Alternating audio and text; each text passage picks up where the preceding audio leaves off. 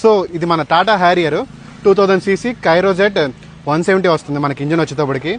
350 Newton metres torque వస్తుంది. 167 bhp వస్తుంది.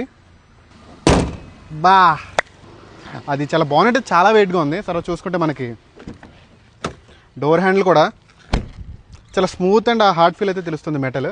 So ఇది 5 స్టార్ రేటింగ్. దీని గురించి కొత్తగా చెప్పాల్సిన అవసరం లేదు. అక్కడ హిమాలయంలో ఒక రాయి వచ్చి పడుతుంటున్నా నలుగురు సేఫ్గా బయటకు వస్తారు.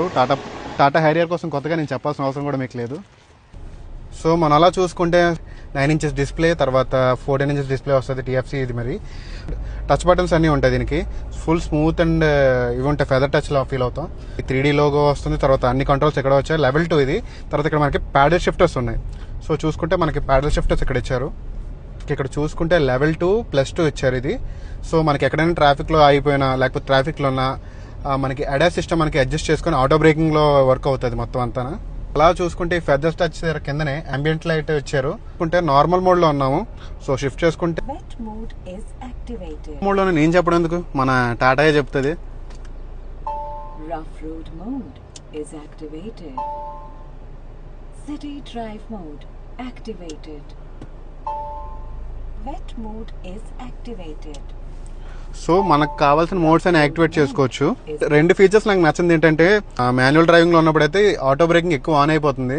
అది మీరు కొంచెం అలవాటు పడడానికి టైం పడుతుంది. తర్వాత చూసుకోవడానికి మీకు ఎక్కువ వాయిస్ అసిస్టెంట్ ఎక్కువ రిపీటెడ్గా ఉంటుంది ఇందులోని. సో ఎక్కువ వాయిస్ అసిస్టెంట్ అంటే మీరు పక్కా ఇరిటేట్ అవుతారు.